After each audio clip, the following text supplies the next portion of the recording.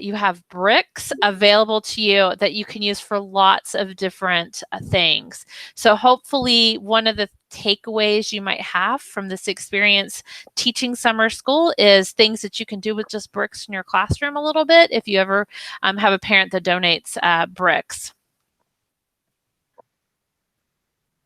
So I'm going to take a minute just to introduce myself. I'm Leanna Prater, and usually when I start talking, people realize I'm not from the West Coast. I actually live in Lexington, Kentucky. I am a former classroom teacher, so I've taught everything from preschool to middle school, and still occasionally teach the graduate class at a local college here for computer science. My role with LEGO Education is something called an adoption lead, and so I head up all of our professional learning in the U.S. And I've been with LEGO Education a little over 3 years. Spent most of my time in education in the world of public education.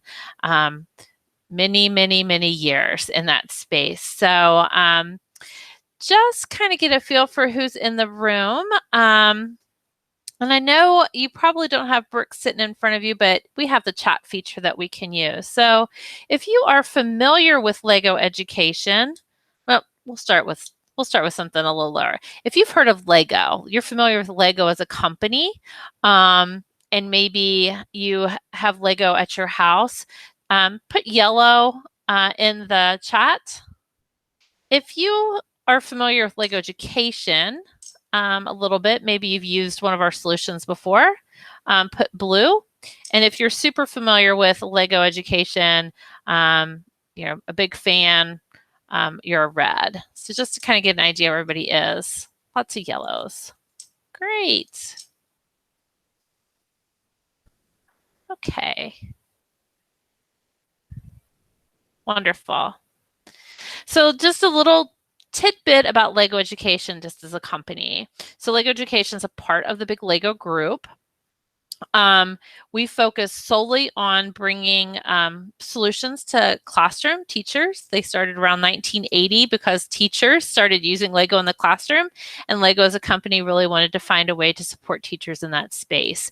So LEGO Education was born. We are a global company, part of LEGO. So I have coworkers over in Denmark, China, Russia, Latin America. We're kind of all over the place, which is a really good time.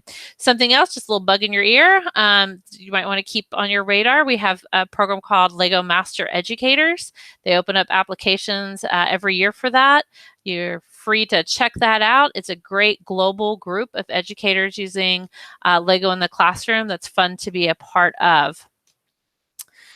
All right, moving right along here. So thinking about this camp for summer, the summer school program, and what we are bringing to the table. So LEGO has put together something that really combines science and engineering with the art and math piece, really looking at things through this lens of creative play.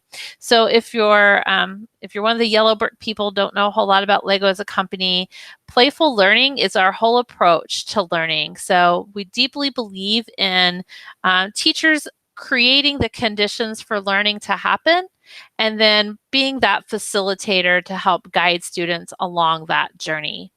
And we do that through the learning through play kind of umbrella, because we know that we have objectives that we want to meet, and we guide students along that trajectory. As part of that, we also really focus on 21st century skills. So you'll see today in a lot of the lessons and activities that students are working together. We want students to develop those skills for collaboration and teamwork. We want to make sure that students have opportunities to communicate, whether that's communicating in a written format, communicating verbally, gives them those opportunities to use academic language, and really deepens their understanding of what's going on and what they're observing through these activities that they're participating in. LEGO brings creativity with that, so students always have that option to like build and explore those ideas. And in this case, those ideas around physical science. And they'll have a growing understanding of force and motion. And with the 5th and 6th grade piece, it's really, a lot of it's around Newton's laws of motion. So they'll be really kind of investigating those through these activities, and thinking about ways that math helps us understand that, what's going on, and ways to apply math. Like I said before, those key learning values, like highlighted on that last slide, really around those Newton's laws, problem solving, teamwork, creating representations I didn't speak to earlier, but the nice thing about bricks is a brick is anything that I want a brick to be. And, we'll do a really quick little activity thinking about that, just kind of bring that home real quick. So if you have your bricks with you or your blocks with you, go ahead and open them up. Open up the set. If you don't have the right box, but you want to participate in this activity, by all means, just open up the box you have and we'll pull some bricks out to do something really quick with this.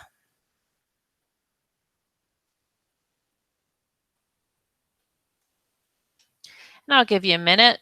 I know you should have 3 bags, I believe it is, in those boxes, at least in the BricQ Prime box, there's 3.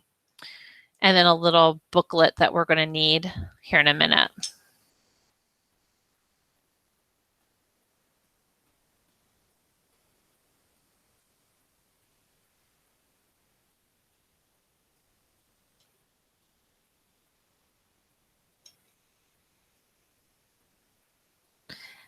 All right. And what I'm going to ask you to do is, once you have your bricks out in front of you, I'm going to give you 1 minute. And I want you to build an animal. 1 minute to build an animal. Any animal you want. Lots and lots and lots of possible correct answers. And the catch is, whatever you say a brick is, that's what it is. So if you pull a brick and you say it's a mouth or a leg, that's what it represents.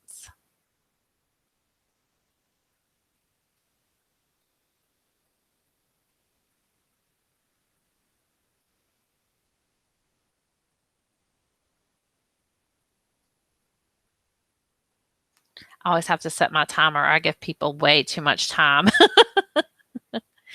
And if you're not sure what to do, just start putting some bricks together. You'll be amazed at what happens. And if you don't have bricks in front of you, but you have paper, pencil, you can actually do this activity by drawing some shapes.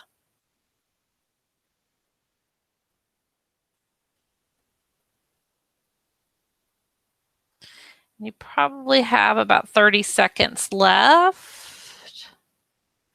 Quick little animal builds.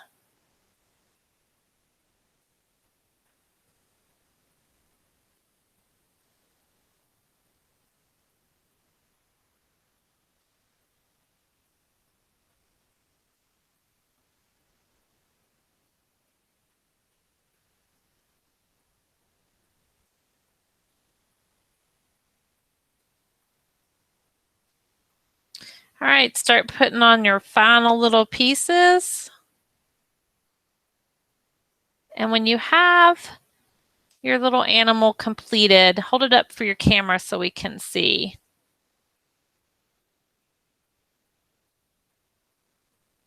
Oh, nice. Stephen, you'll have to unmute and tell us what you created. A very small-headed dog.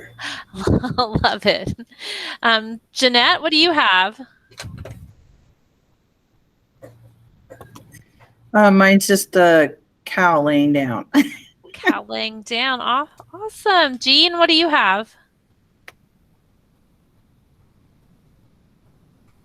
You have to unmute. I hope I said your name right. Jean, is that correct?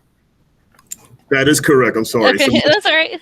I said it's a much bigger dog than Steve's. Much bigger dog. Wonderful.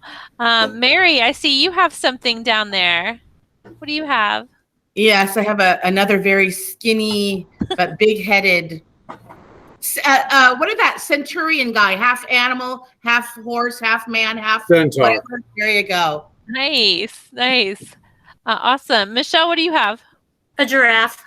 Oh, giraffe. I haven't seen too many giraffes. Oh, great. Frank, I saw you had something up and down. What do you have? You have to unmute to show us. It looks really cool. That looks like it has wings. I have a bird. A bird. Oh, I got that right. It has wings. Nice. Valerie, what do you have? A giraffe. A giraffe. Oh, awesome. 2 giraffes. That's cool. But they look, they're both, you can tell they're a giraffe, but they look very different. I like to see the creative use of those bricks. Awesome. Anybody else want to share? You can turn your camera on or let me know. I don't know if I see everybody. Awesome. So this quick little build, by the way, that we just did really hits home to this idea of creating representations, right? So you can always ask students, these are kind of fun brain breaks, by the way, for your summer program, but by asking students to select bricks and build something, you're doing a couple different things. One, you're giving them the opportunity to tinker with the bricks a little bit to see how they fit together and work. The other thing that you're doing is you're asking them to give meaning to something. So like Frank, I'm sure if I asked you to explain that bird in detail, you could point to parts of that bird. You could show me where the wings are, the head. Same thing for the giraffe. You could probably point out where the neck and the legs and pieces like that are. So the brick, when it's not part of the build, just a brick, just an axle rod, just a Technic beam. But as soon as you include it in the build of something else, now we've given it meaning. And because we can do that with Lego bricks, it allows kids a great way to build representation of their ideas. So if you have kids in camp that struggle with language, you can always ask them to build a model of their answer to help them explain their ideas. And hopefully that'll come through a little bit too when we start looking at these lessons and activities that we're building with the Spike Prime set. So I like doing these activities because I think, like I said, great brain breaks. You can build animals. We build trees a whole lot. Sometimes I give them constraints and have them select bricks first, and then just let them use the bricks that they've selected to do that little creative build, which really pushes them into that creative thinking mindset a little bit. But it's also something, if you ever get just a donation of bricks in your classroom, that you can also do with students. So sometimes you get a little bit of bonus Leanna information when I present. So that's Leanna's bonus information there. So thinking about this document that we've created for you all, you will have a scope and sequence that has kind of the complete activities underneath it as well. At the top of the document, you're going to have hyperlinks down for each day. So it's going to be really, really easy to follow. We tried to make it super teacher friendly. Today we're using these personal learning kits, so it's a smaller subset of the actual larger set. So just know, like, when I was thinking I have one floating around here, I'll grab it in a minute. When your sets come, they're a larger set. They come in a blue bin, and there'll be some stickers and things like that within that kit that you'll have to prepare the set for student use. And I will show you at the end of our activity where you can go online to find some support for just unboxing and knowing where to put those stickers. Lego has made it really easy though. In the past, sorting used to take a good bit of time, but now that's not the case. It's one bag per little compartment, so sorting is really kind of quick and easy. The sticker piece is the one that takes just a couple extra minutes to wrap your head around. So details of the document. Every day there's this outline. So usually there's a welcome. Every day we go over group rules. It's just, when I was in the classroom, I felt like I talked about group rules all the time, just to keep it fresh on everybody's mind. And then sometimes you'll have these things called a team briefing, which sets up the activity that you're going to be building. So I'll pull up the document real quick so you can see it. I'll have to stop sharing and share this other document so you can get a good look of what it's going to look like.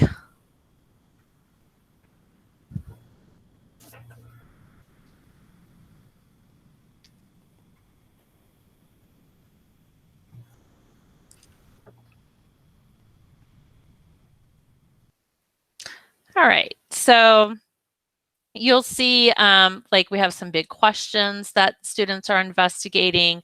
We've tried to include any additional materials that you might need for that day that's over and above that BricQ set. Broken into introductions, and it'll give you an estimate of time about how long it's going to take you to complete each one of these little sections. It's written, there's probably a little more baked in each day than you may need, so you can kind of adjust, but we know as good teachers, we typically overplan so that you'll have enough content to use for that day. But it's kind of flexible, so if you need to push something to the next day, that's fine, or if you complete some activities on day one and you need to jump to the next day's activity, that is fine as well. So it's designed for that kind of fluid use a little bit.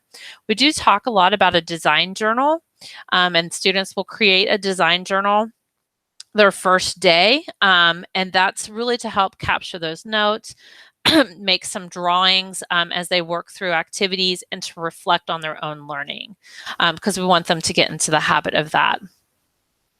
We've also included some suggestions for readings or wonderings. So that could be an article that you find and share with students. It could be a video clip, but something that is related to what it is that they're actually investigating. If there's a link to something like a video, we've included those hyperlinks within the document, as well as questions. So pretty much everything that you need, you should be able to find quite easily. I know my coworker Kelly, who worked really hard on this, also included some spot checking for inventory, because that's always a big question we get asked, is how do I keep track of all these little pieces and parts? And so we often suggest people just spot check. So instead of inventorying the whole set at one time, we're just asking kids to look maybe in one little compartment and counting the pieces that are supposed to be in there. So when you get your full sets, each sticker actually will show you what elements go in each little container. And then you have on the back of the place card on the lid that will show you where everything needs to go as well. So they can just count pieces and spot check. One thing that's also kind of important to be thinking about is, in regards to classroom management side of things, is a system for Lego lost and found. So when I used Lego in my classroom, I had a cup that I kept at the front of my desk. And if I found an element or a piece, we just stuck it in that cup. And then when we did those little inventory checks, or if students were building and they realized they didn't have what they needed, they knew they could go to the cup to find it, which worked really well for me. I also was really good friends with my custodian, because sometimes he would accidentally sweep one up and he'd stick it in the cup too. Some people like to use a procedure called Lego down, Lego found. So if somebody drops a Lego, everybody freezes and says Lego down, and then everybody looks to see if they can find it. And when it's found, they go Lego found, and they kind of move on. I will say, for the most part, though, students are very good about keeping their sets together, because they want to be able to use them and build with them. So I used them all the time and didn't have a big problem with the inventory piece of things. Does anybody have any questions about the general outline of the document that we've created for you all? Just, you can unmute. Yeah. Are we going to have hard copies of these documents, or they're just going to be online? That's a good question. We're sending them to you as a PDF, so you can print them off by all means if you wanted to. Okay. I don't know if the district is doing that. That would probably be a Paul question. I don't know. And then I don't know if anybody's monitoring the chat, but we don't let our kids share anything now. So is that changing for summer school? Are they going to be able to touch each other's and share? And so everyone, from my understanding, John said everyone's going to have their own personal set. they are going to have their own personal set? They are, correct. So no sharing. Right. Well, I'm not going to answer that definitively, but yeah, I don't. Okay. So do you say your name Leanna? Yes. When she's talking about having to put certain pieces in certain compartments, we have to set up 20 different, we have 20 kids, right? We have to set up 20 different sets, or are there sets coming set up? So when they arrive at the district, I could just speak to that. You have to unbox them yourself, but I will tell you that it does not take very long at all to unbox at all. The BricQ Prime set for myself probably took less than 5 minutes to unbox and sort and put the stickers on one set. It might be something if you get the stickers on the box that you have kids even help unbag and put them where they need to go on day one. Okay. Yeah, But it each doesn't take kit has long. its own little box. Yeah, each kit will have its own box with a lid and a sorting tray. There's also within that box a set of replacement pieces that you'll want to just kind of set off to the side in case you need those, but they don't. Yeah. Thank you. You're welcome. You're welcome. Great questions. So, and I'm glad that that was answered, or that came up, Paul, because I know in the document itself, I should say prior to COVID, a lot of things are prior to COVID. If we have where we suggest students build together, students absolutely can build independently for all of these activities. So I don't want you to feel like that they have to be building together to be able to complete that. Any other questions around the document or procedures? Awesome. Okay, we'll stop sharing that document there.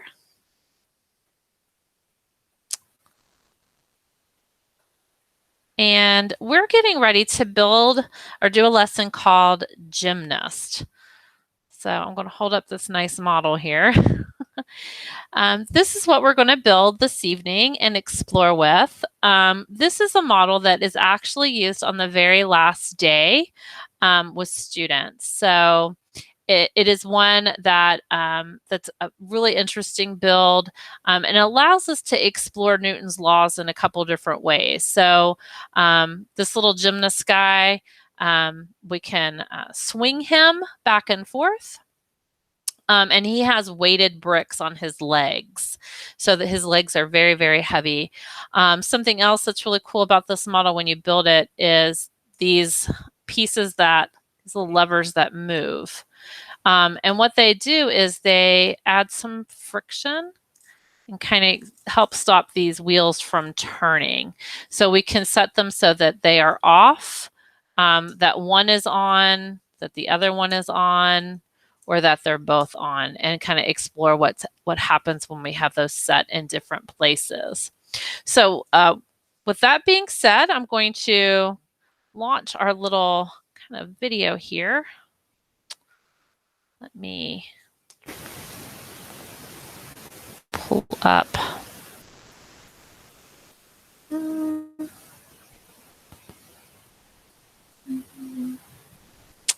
our video. So this particular lesson we can also find online. I think I have to pull a tab.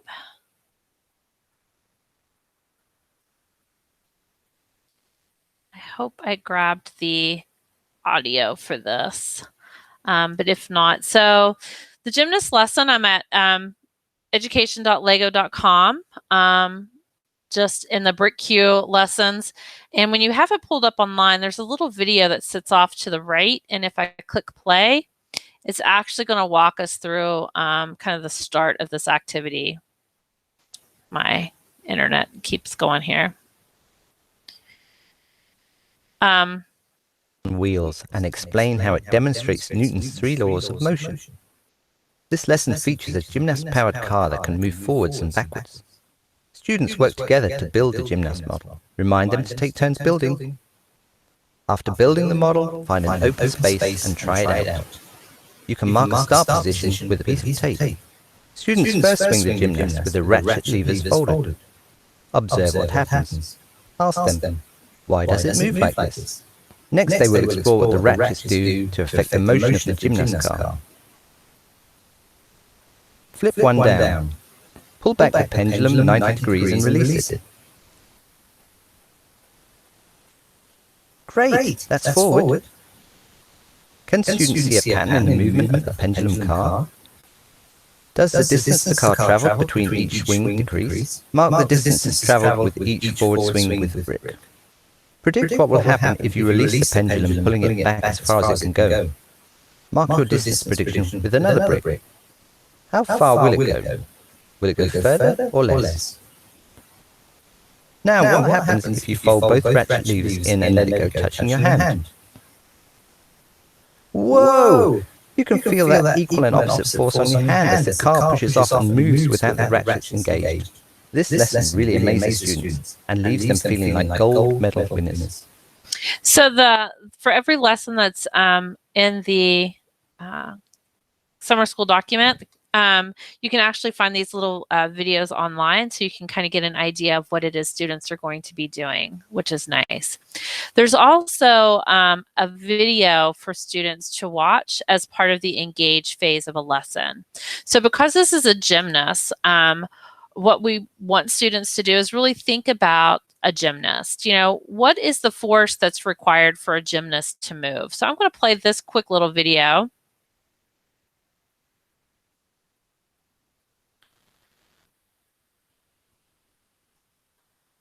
Get it going here. And thinking about the movement of this gymnast.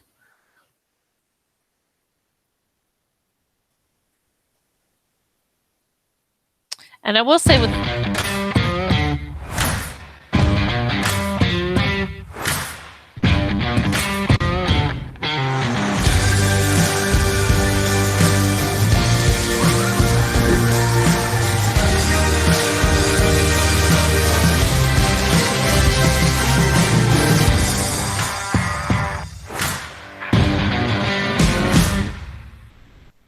I will say with these videos that we use for the engage phase of lessons, they just have audio behind them. There's no words, because we really want students to be able to observe and think about what they're observing. So in thinking about this gymnast that we just watched, what is that force that's required to make that gymnast move? It's causing her to move.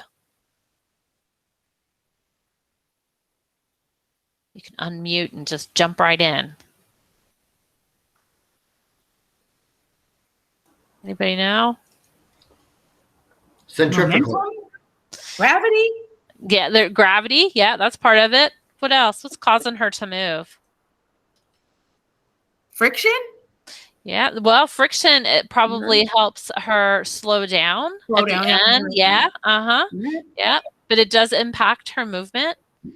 She's using her muscles, right? She has to be pretty strong and muscular to exert that force to get up over that bar. And if you notice, when she flips, she keeps going a little bit and probably doesn't have to exert as much energy. And when she stops exerting her own energy, her muscles do, she starts to slow down some from probably that friction on the bar, gravity, and other things that are acting upon that. And so that's what we're going to kind of explore through this model that we're building. So if you have that set with you, go ahead and get out this little book.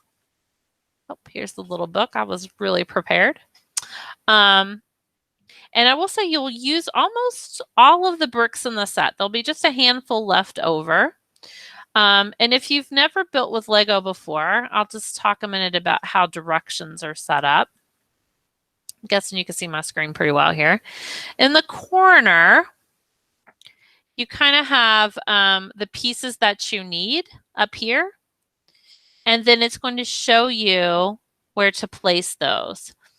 With Technic pieces, so those are the pieces that have those holes in them, it's really important to be thoughtful and careful, paying attention where you're placing them. So you'll have to count a good bit.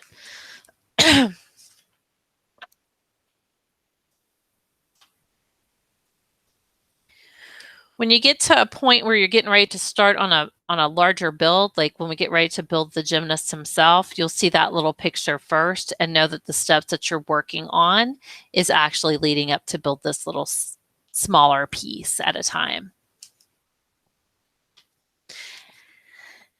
And then just so you know, at the very back of the book on these little kits, you actually have an inventory. So if you're curious about what pieces you have in that set, or you want to put it back together, you have that in the very, very back of your book. So I'm going to give you some time to build. Build your little gymnast person.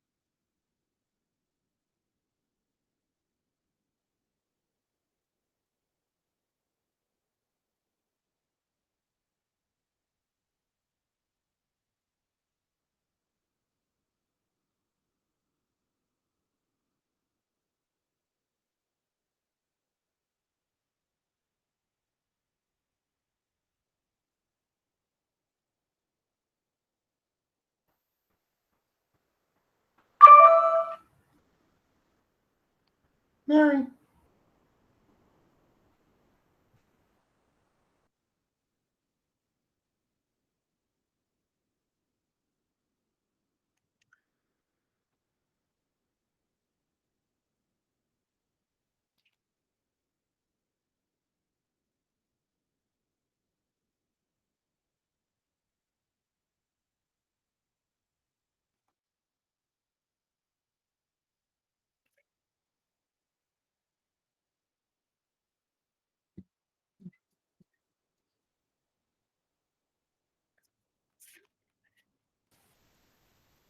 How's building going for everybody? You all look so busy.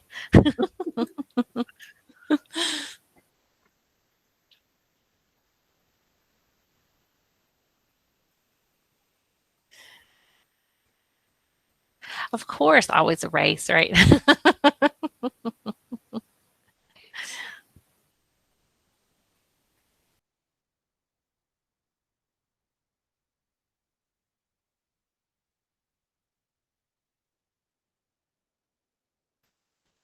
Oh, Debbie, if you don't have any Lego bricks, I did put a link to the activity in the chat. Feel free to just kind of explore that link for a little bit. And then you can join when we have them built and we're starting to do some investigation.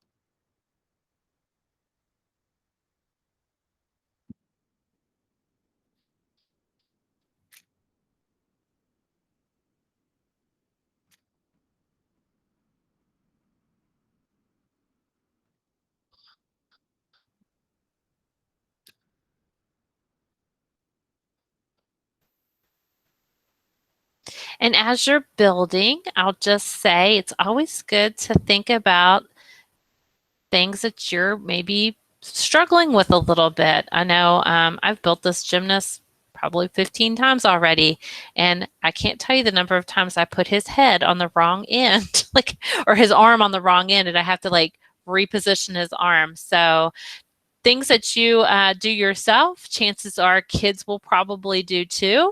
And so it's just good to kind of make those little mental notes. So I usually tell people, you know, I struggle with this little set of directions right here. So pay really close attention when you build. I can tell some of you, though, are ready for the Lego Masters Builder show on television. Building away.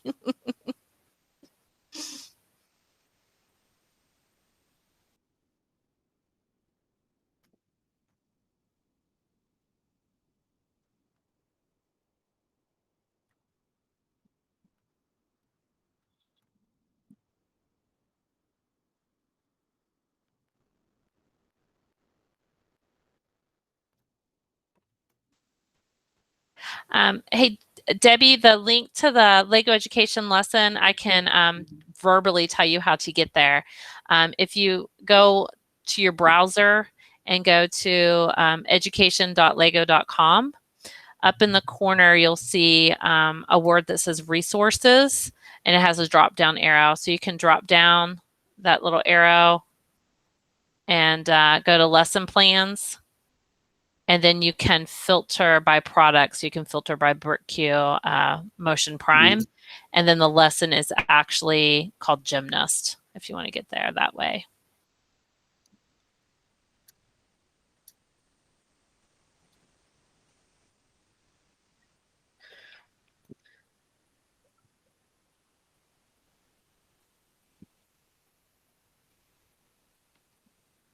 And just so you know, as you're building, all of Lego Education's lessons are free online, so you can peruse all of them up there. We have some really great things for at-home learning and things like that. So the site's definitely worth checking out.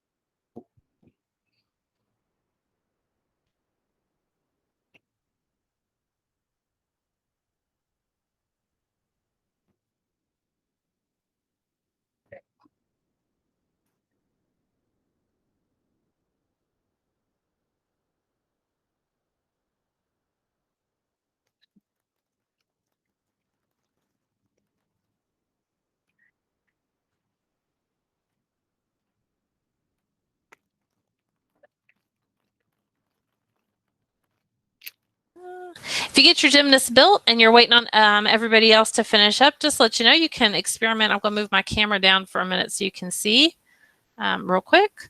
Just to let you know, you can, so I have both of my little ratchets down there. You can just explore a little bit and see what happens when you have the ratchets in the on position, in the off position, if you have one on and one off. What happens if you swing your gymnast really high versus kind of low? Just kind of make some observations of what's going on.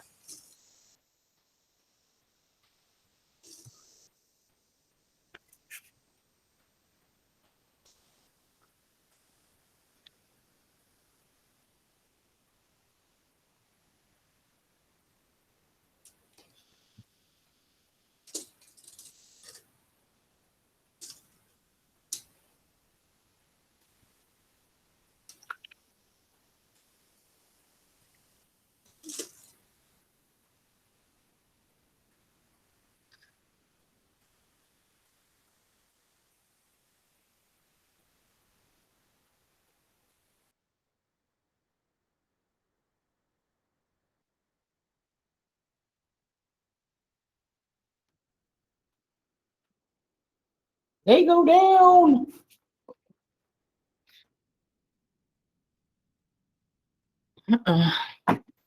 You did that very well, Mary. And it'd be sad if I couldn't find it. Oh my. Things disappear in my room. Craziness. I understand that. Sometimes I have a cat that likes to come in here. I think, I don't know what she's building, but I think she must be building something. Taking pieces at a time.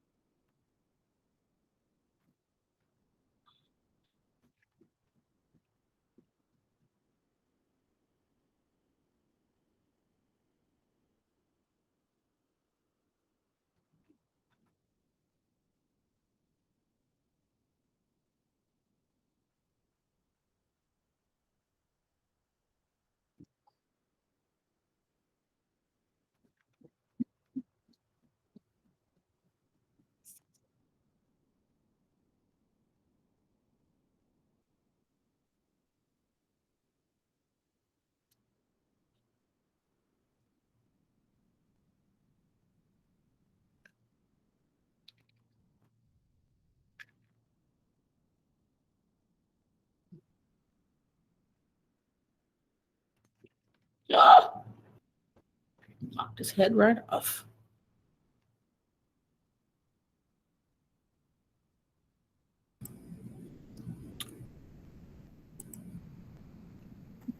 Do you have to turn it on, or do you just swing it? Yeah, so Jean, when you get them built like you have, I'll show you here with mine. If you, so you can see the little ratchet pieces. If you put one on and one off, or you put them both on, I usually start with both on. That's what you meant. On, Yeah. Okay. If you grab your little man and pull him up and then drop him, he's going to move. He's going to make it move. He flipped off my little ratchet there because he was very forceful. But okay. So that's how you can get him to go. And then you can move the flip a ratchet up and then explore a little bit and see what happens. You can put them both up. Just kind of play. You can even change his angle a little bit and see what happens if you hold him up here and drop him versus down here versus like at a 90 degree, and how all of that affects the movement. So if you have both ratchets on, it's, yeah, watch and see what happens, then flip one up and see. Okay, he's not moving. Hold your model up. Let's see.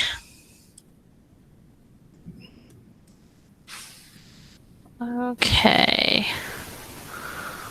Try him again. See if he'll go on your table. Flip one ratchet up and one ratchet down. Let's see if he'll go. One ratchet up and one down. So this one's down and this one's up. Up. Okay. Hold him at a 90 degree angle and see if he'll go. There he goes. He's moving. Okay. Yeah. So these aren't the ones with the battery packs. Right. These are not. These are the newer set that just came out. Just focuses on the physical science piece of things. So the nice thing though is if you have sets that that do have that the robotic set like Spike Prime or Mindstorms or something, doing these activities where you just have the bricks helps students understand, I'd like to say, the building side of it, right? A lot of times when we have kids that get into Mindstorms or Spike Prime and they're building a robot, they're like, my robot's not doing what I want it to do. And I'm like, oh, it's never going to do what you want it to do because you didn't build it that way. You know, they don't really have an understanding of the science behind the build sometimes. So this makes a nice segue for that if you have kids that are into the robotic side of things. Good job. He has a great little face, though. Like, I really like. He has a great expression for the gymnast. My expression would probably look a lot different if I was hanging from a bar trying to flip over it. But he looks pretty excited. Or the gymnast does there.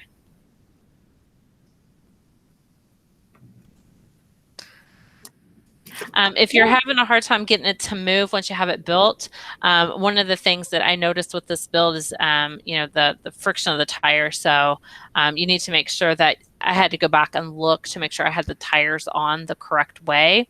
And so if you look at the building directions, it has the flatter side of the tire hub up against the build itself, and the more open, I don't know if you can see mine, like the more open piece on the outside. And the flatter piece on the inside. I was having a little bit of an issue turning. I think it was getting hooked on the gear piece, not really wanting to move like I wanted it to.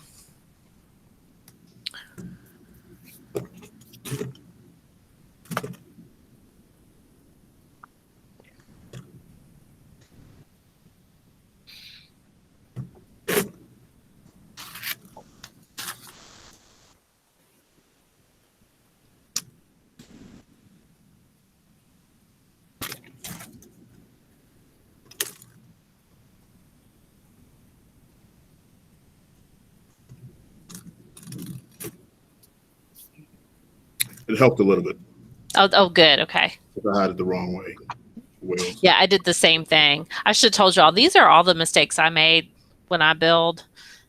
And apparently I learned it wrong because I continue to make the same mistakes. I have to catch myself a little bit.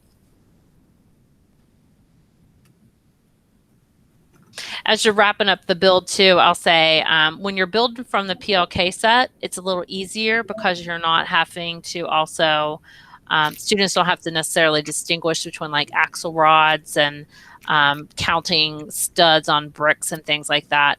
When you're building out of the larger set, sometimes students don't pay attention to what piece they're grabbing. So if you notice like they can't get a tire on, chances are they haven't used an axle rod that's long enough. Or if their arms are uneven, sometimes they'll grab the wrong technique piece that bends, the angle technique rods or beams. So I usually point those things out to students to when they're reading their directions, just to read carefully to make sure they're getting the correct piece. And it's okay to count all those little holes to make sure that they're doing that and grabbing the right piece. But if it's not functioning right when they build it at the end, chances are they have a piece that's flipped or they've used the wrong size of something in the build. I have a question for Paul. Paul, the sets that we're getting in 5th and 6th grade, is it similar to what we've had in the STEM labs? The what? I'm sorry, Jane, can you hear me? The Lego sets that we're getting, is it similar to what we've had in the STEM labs? Oh my God, I couldn't answer that. I'm gonna text John right now, and then I'll put in the chat. Right, the ones we've had at the district office that we gave out. Yeah, yes. So it will be those sets, or you're not sure? I'm not certain, but I'm going to text him right now, and then I'll put in the chat for you. Okay, perfect. Thank you. Yeah.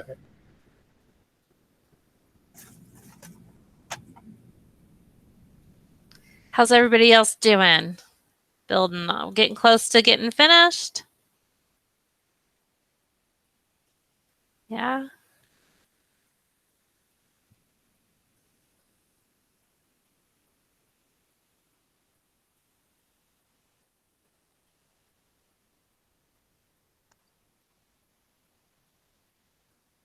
Mary's done. Woo!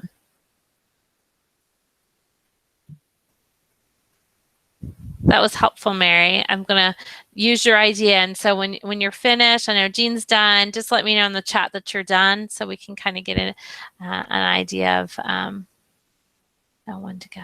And if you're not, it's okay.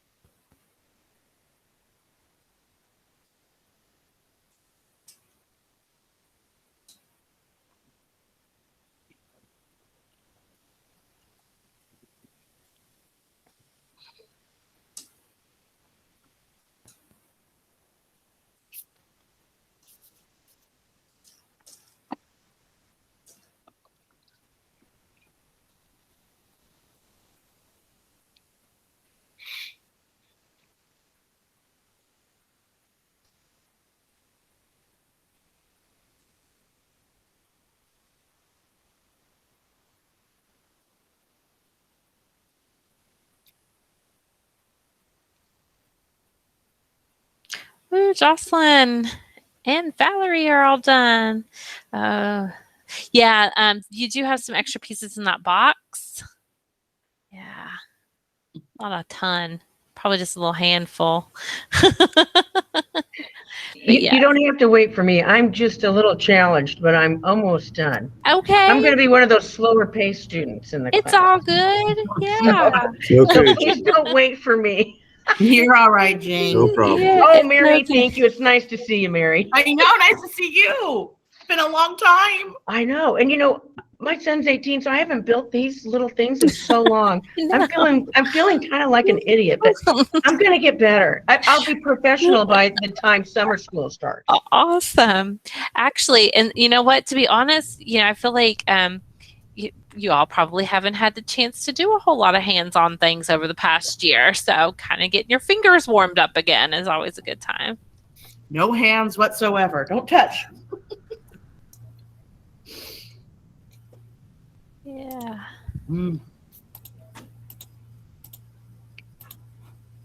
So got a good many people that are wrapping up. And if you're finished while we're waiting on a couple other people to finish their little builds, you can go ahead and explore a little bit with your gymnast guy, see what you can do and not do.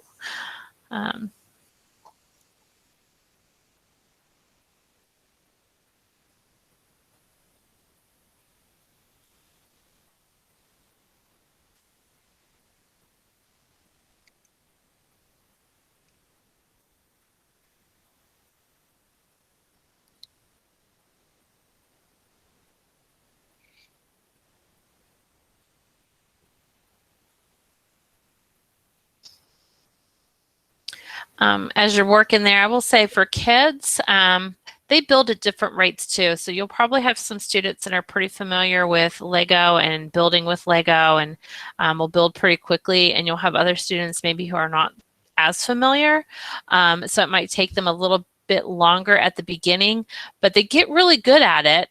So the more that they do it every day, they're going to be, increasing in speed in regards to how these pieces fit together and following the directions, the building directions. Most of the time, it takes kids about 15 minutes, 20 minutes to build. Probably more on the 20-minute side since they'll be building by themselves. When we're in the pre-COVID days when they could build with a buddy, sometimes that goes a little faster because they have a friend to help troubleshoot.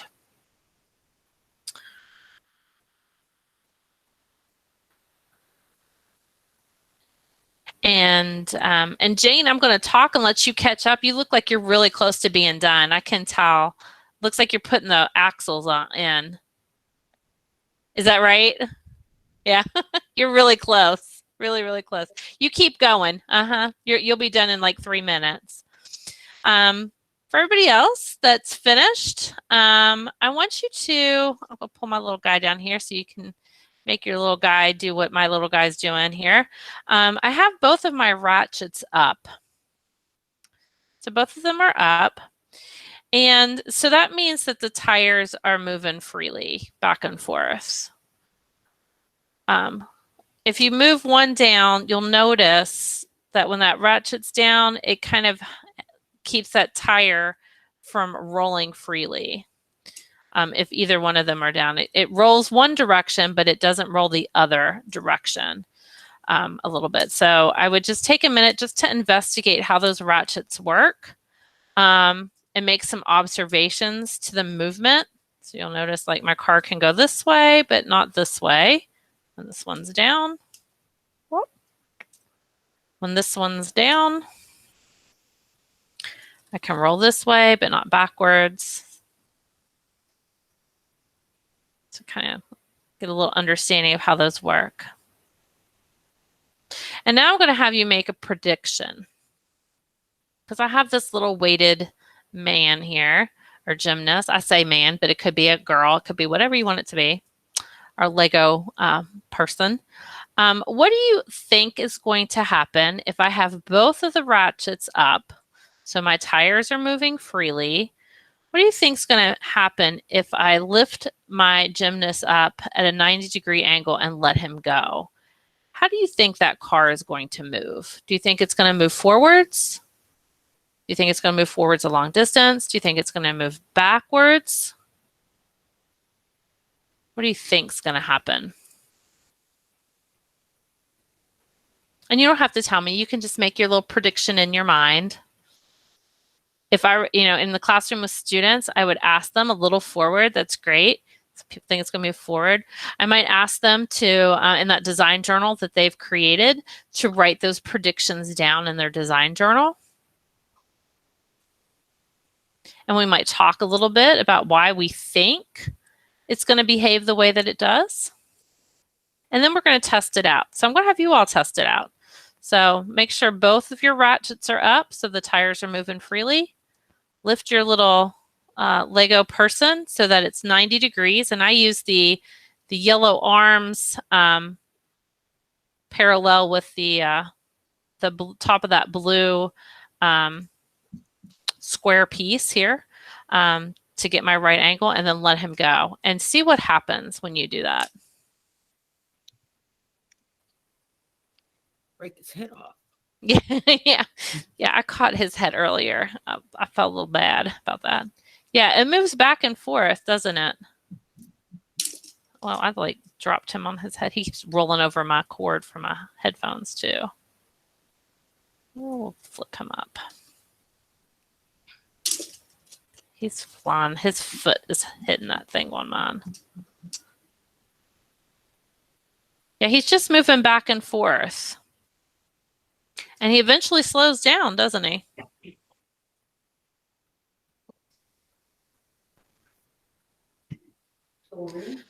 So why do you think that gymnast is doing that?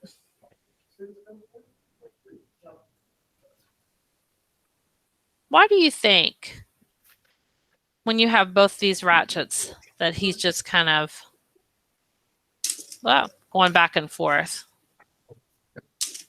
He's hitting his foot on that. Why do you think that happens? Why do you think he's just going back and forth like this? Anybody know?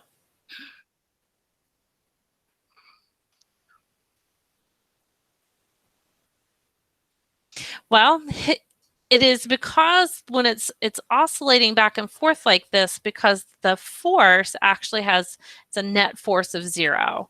The force moving forward is pulling him backwards like this because the way he's swinging like a pendulum is causing that to happen. And because the wheels can freely move, it's moving this way a little bit, and then that force is coming back and moving this way. But it's slowing down because we have other forces that are acting upon it, right?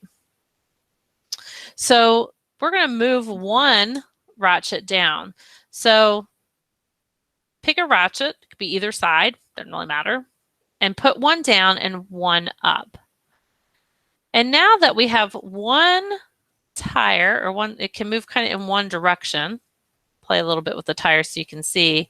What do you think is going to happen if we have our gymnast at a 90-degree angle and we drop him with one of the ratchets down? What do you think is going to happen? Do you think it's going to go back and forth again? Car? No. What do you think is going to happen? Yeah, it's going to go in one direction. So, so test it and see what happens when it goes in that one direction.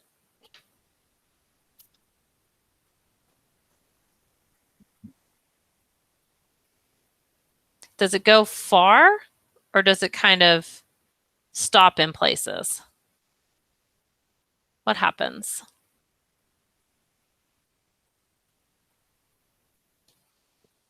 I think he's going to go backwards if I do him that way.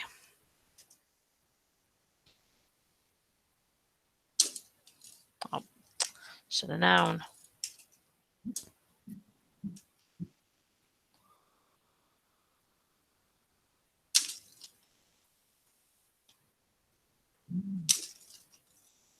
He's kind of juggling a little bit, right? He's kind of stopping in places. And once you've investigated that way, flip the ratchet in the opposite direction and see what happens. Always pulling him in the same direction too. And see what happens when you have the other ratchet connected. He's coming off there.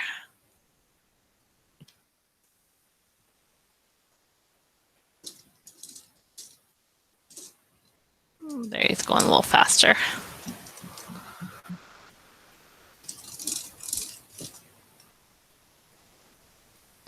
So he's moving in one direction when one ratchet's up and one ratchet's down. And if we flip them, and he moves in the other direction. So we're going to have students investigate this, and they're going to spend some time doing it a couple of times over, making some observations, making those predictions, right? And we want students to think about the forces that are at work. So what are the forces that are at work when our little pendulum person is moving, the gymnast? What are those forces?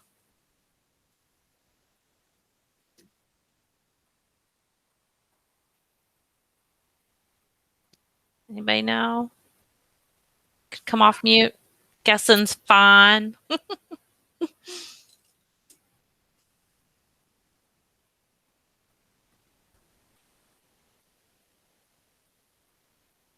Well, when we have the ratchet down, you know, we have friction that's happening, right?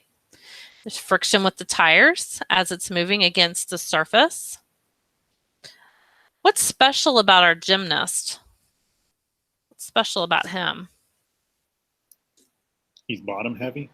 Yeah, he has some mass to him, right?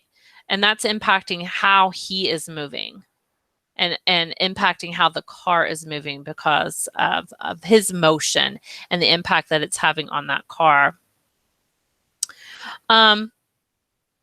So the next thing that we're going to have students do is after they investigate this a little bit, we're going to have them kind of do some systematic testing and data collection.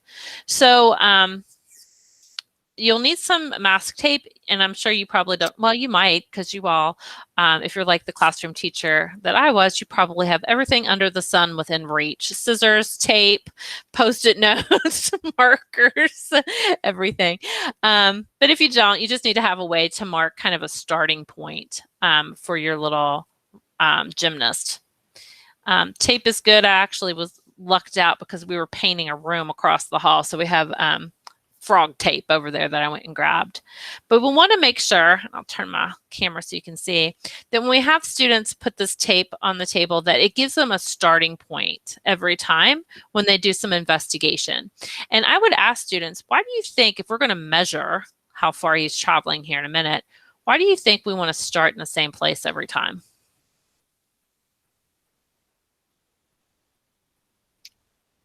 Accurate measurements. To measure from.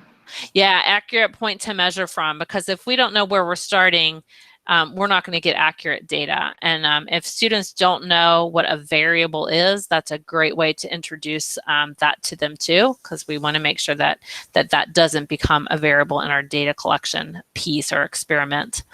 I'm going to start with the ratchet moving this direction. And then what we do is we have students make their model move, and then they're going to use a brick or a piece of paper and mark where it's pausing along the route. So you have to be kind of quick about it.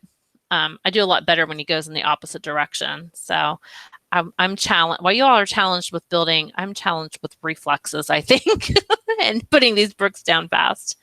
But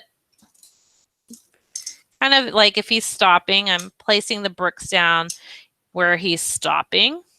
And I'm going to have students gather some data. So I'm going to have them measure from the starting point, like where he stopped first, then where he stopped next, then where he finally maybe ended up. And I'm going to have them put that on a graph. And I'm going to have students do this activity probably 5 times to collect 5 sets of data. You can also have students collect from the first point of pausing to the next point and then in between, and graph it. To see what is happening. You know, you can ask those questions. For example, is it stopping at equal intervals? Is that distance getting longer? Is that distance getting shorter? And why do you think that's happening? And when we talk about why we think that's happening, it really goes back to Newton's laws, right? What is happening with the movement of the car and the gymnast that's causing that car to slow down as it's moving forward before it finally comes to a stop? And what's causing it to have those moments where it's pausing? And what is the gymnast doing at those points? So really being very thoughtful about the observation piece and the data collection piece. Now, when you read the lesson online, it might make some suggestions about collecting data, but in the document that we're providing you, it goes into a lot lot more in depth, and it actually provides a little example table for you and talks about having student collect those that data. One of the suggestions that my coworker made, she actually wrote that piece for the document you're getting, is if your students have access to a ruler or a tape measure, that you can actually lay that out and kind of tape it down to help with that measuring piece. And I would have students investigate moving forward, and then I would have them investigate moving backwards to see if the results are similar. Am I seeing the same thing when I have one ratchet up and one ratchet down in this direction? Is it doing the other for the other direction? And then I would have them do it for when, just like you all did it, when they're both up and he's barely moving, to see exactly how far he's going each time. Fun little lesson.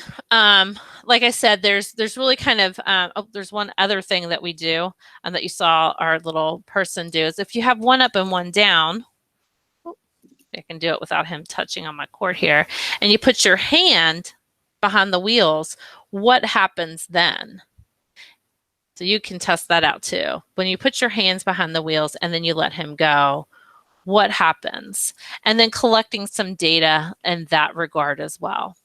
And why is it that that movement changes when your hand is there versus when it's not there? And my guess is kids are going to have a lot of questions because we're challenging their thinking about how they think they understand the world, right? Which is good. We want them to be thinking deeply about that. So they'll probably have questions. They'll want to know why things are doing why it's behaving the way that it is. And for you as the facilitator, you don't always have to have all the answers, right? So you can kind of direct them to finding and investigating that on their own. Give them that little bit of information they need. Well, let's talk a minute about Newton's laws. And what did Newton say? Well, where do you think that's coming into play here? How do you, when we're making observations, what is it that you're seeing? So it's pretty much the gymnast lesson in a nutshell. At the end, we always want students to explain their thinking. So making sure you give them lots of opportunities to talk and explain what's going on or what they think is happening. The data collection piece and the graphing is a nice extension of this activity. And in the lesson itself that's online, it also gives you some tips if you need it for differentiation. So if you have students that kind of come in, they have some different needs, you need to adjust a little bit. They have some tips for ways to simplify it and also increase it in difficulty to meet kids at both levels. One of which is challenging students to redesign the model to make it go further than what it had been doing before, which pulls in that creative piece a little bit. Any questions about the gymnast? It's kind of a fun model to build. One cool thing is when you all go home this evening, you can tell everybody that you got to build with Lego bricks as part of your PD today. So one last thing I want to make sure that I share with everybody, and I'll share my screen again. Now, if you were doing this in the classroom, by the way, at the end of the lesson, we take some time. It usually takes a good 10 minutes to have kids disassemble their models and put the pieces back in the little containers and sort them back so they'll be ready for the next day. So make sure you plan for that. But I wanted to make sure that, can y'all see the one that says homeroom on there? Yeah. I want to make sure I talk about the Lego education professional development place here. So I'm going to put the link in the chat. When you go to this, well, it wasn't really a link. If I can grab it from up here. When you go to the home page here, you'll immediately be invited with a nice login screen that says log in with a Lego ID or create one. For whatever reason, we're having issues with creating one with your district email account right now, but you can absolutely create one with a personal account if you can't get in with your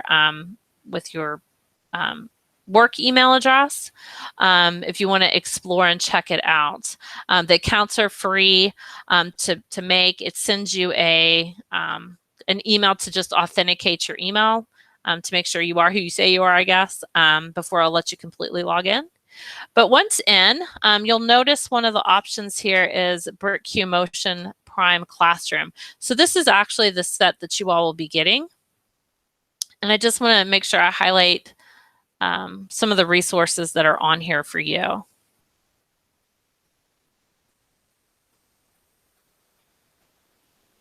My gymnast is still moving on my desk here. He's driving me a little crazy.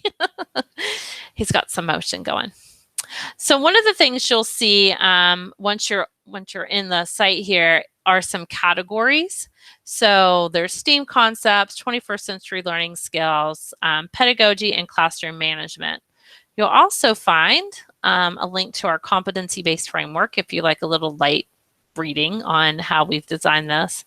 But down here at the bottom, you'll see some product support for BricQ and a learning resource room. These product support videos are also kind of embedded within these clusters. So for example, if I know when I'm getting started, I might need some help with managing small groups of students, really thinking about lessons and work, that kind of stuff. I can go in here to classroom management.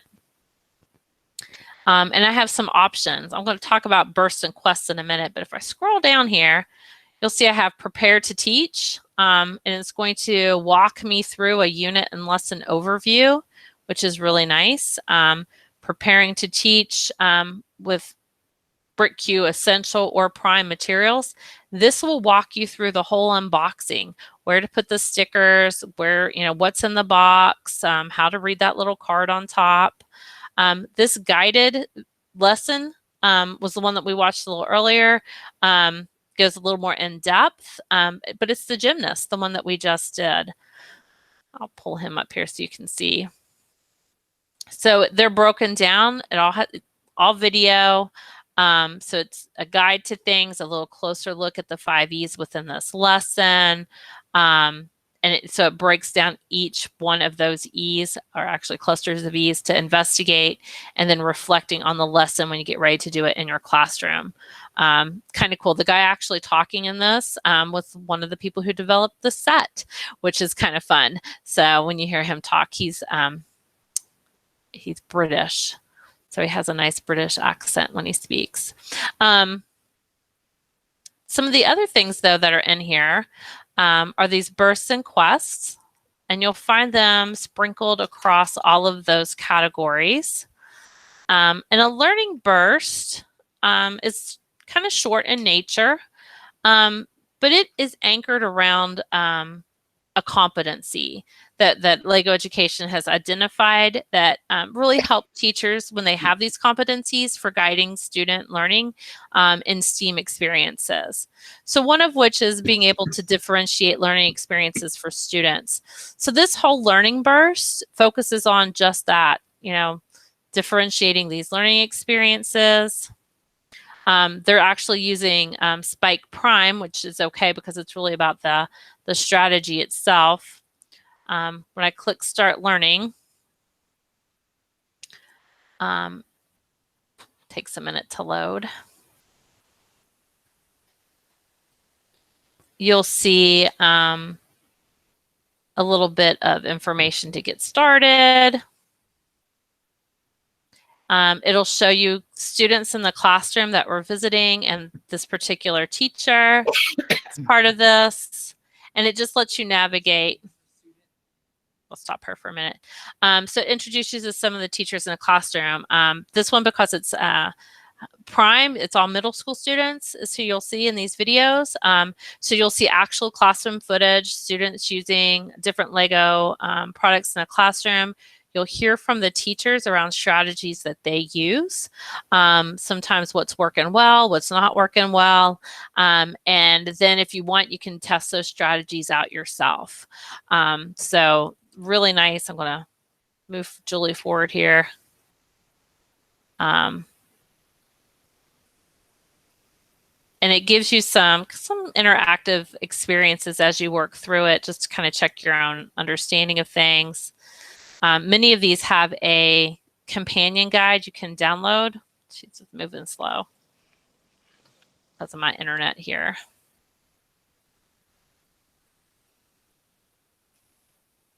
I'll exit out of that. But you'll have a companion guide. So if I scroll down, you'll see that down here that you can download. It will remember where you were. So if you leave and come back, it'll say you can resume and pick up where you left off. The quests are a little longer in nature. So they cover, where a burst will cover 1 competency, a quest will cover up to 4, but provides a lot of investigation in the classroom. If you want to see BricQ in motion in a classroom, the pedagogy lesson, I do believe it's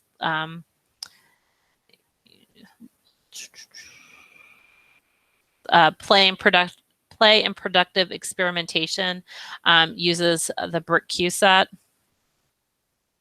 And so you can actually see students doing these activities in the classroom. This particular one is how do you encourage that playful mindset in the classroom while also addressing productive experimentation with students. And you can learn some strategies that teachers are using. So the PD site, completely free to use. The strategies are great. They're great for Lego education lessons, but they're great for just great teaching as well. So hopefully you'll find those resources useful, as well as the product support piece for getting started. So I have just a couple minutes left, and I've talked the entire time, which is terrible modeling of what teaching should be. I should not be tired, and you all should be exhausted after an hour is the way I always see it. But does anybody have any questions about the professional development piece, the, well, I say professional, the platform, the lesson, the scope and sequence, questions about classroom management, anything that you can think of, feel free to unmute and ask, or pop that question in the chat. I'll stop presenting for a minute.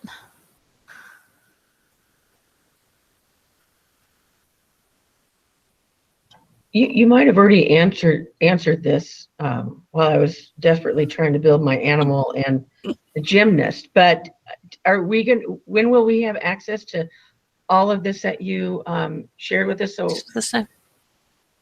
So I can see if I have questions at a later time.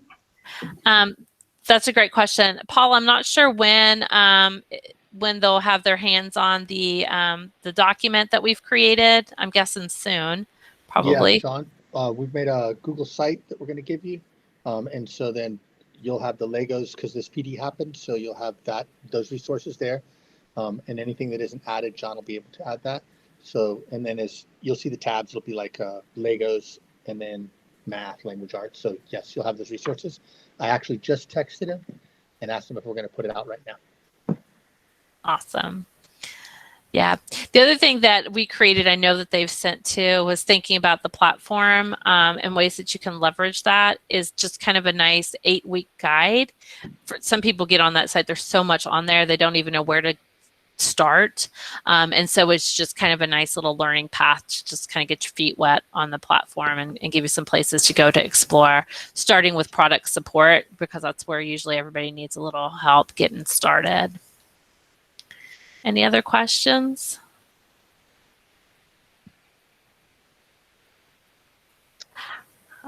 I'm telling you, I've had a good time building with you all this evening. So I always say this evening for me. I'm excited about what's happening. Okay, Paul, I'm handing it over to you. I keep talking. No, that's fine. It's great. I was trying to, I am going to give it. For some reason, it keeps failing to open for me. I'm going to post that link for you.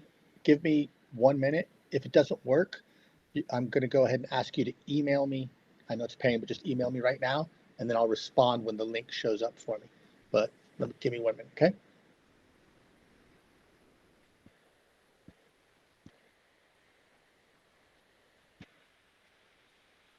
That's not going to work. Not going to work. It is not cooperating, but the site is done. So, well, for Legos, and you'll see everything else. If you could do me that favor, just real quick while we're on, email me right now. I'll see a bunch of them, 20 something come up for me. And then I'm going to just reply with the link to the Google site that we've made. So you have those resources. Awesome. Thanks, Paul. I also put my email address and Kelly Rudden's email address in the chat. If you have questions, feel free to reach out. Kelly is your main contact for your district. She's our solutions architect. But for some reason, if you can't get a hold of Kelly, or you can just email us both and one of us will get back with you. And if we don't know the answer, we'll do our best to help figure it out for you. Perfect. Yeah. I'm on a Mac here. Doesn't work. So I will start sending the links right now. And thanks everyone for coming. Hope you can hear me okay. I don't know if you can with these headphones. I never know what works. Yeah, really excited. And I'll see you guys all at the next PD. And yeah, Leanne, thanks for everything you did. And absolutely. Yeah, thank you. Have a great Thank day. you all so much. All right. Bye. Thank you. Take care. Leanne, thank you very much. That was a good time. Thank you so much. I miss building Thank you, and exploring with others. So that's always fun. Yeah, Legos are always fun, right? You can't go wrong. And Yeah. the kids are going to love it. It's just on that screen for so long. Yeah. Yeah. Yeah. So yeah, I think I know you and John are working together because it's Legos. So anything you need, just let us know. Okay. Well, thank you so much, Paul. I'm sorry. So I do have some experience with the Lego WeDos. Yes. Oh, yes. Yeah. And that's what I was hoping we'd get. And John said, no, it wasn't a Lego WeDos. Yeah. Love WeDo. So fun. I was making a sound machine the other day. Right. With a motor and a block. Great time. But I'll tell you, when you, I don't know if you ever do any like the open builds with the Lego WeDo set. I haven't used it in about 2 years, but that's understandable. 2 years ago, yeah. Labs and at different sites. Yeah. So so one way that what you're going to be using this summer kind of works nice with WeDo is, like I said before, sometimes kids would get to open challenge and they really didn't understand how to construct things to move in ways that they want them to move. And I always say they don't really understand the physics of things or the hardware piece. So building things like this actually helped them get a better understanding of even things like wheels and axles. I used to get a lot of questions from kids when we'd build Milo from that WeDo set, why he never turns. And I thought, I wonder why he doesn't turn. Well, let's think about how he's constructed. And I realized when I was a classroom teacher that they really didn't have a good understanding of wheels and axles and how they work together. And if you have two wheels on one axle, it's not going to turn because it doesn't let you, so I would pull out some just regular Lego pieces and do a little activity on how you can construct something that does that, or gearing. One challenge I used to like to do with Milo is, I'd said, if you set his power level to 10, can you make him go faster? And kids are like, no, that's as fast he's going to go, And then we'd do a little activity with gears and gearing up or gearing down. And then I'd ask them to redesign Milo to make him go faster, even if he's at a 10, or go slower. Good times. But these activities really are kind of the underpinning, I guess, that they need to be able to really build well those open challenges for robotics. But I love WeDo. It's one of my favorites. So. And the kits are smaller. Yes, they're smaller. The kits are the WeDo set. Hold on a second. I'll grab the bin and show you what it looks like.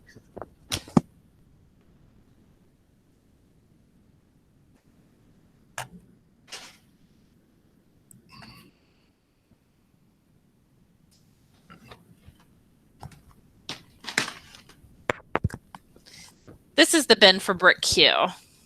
So it's a pretty good size box. Okay. Yeah. I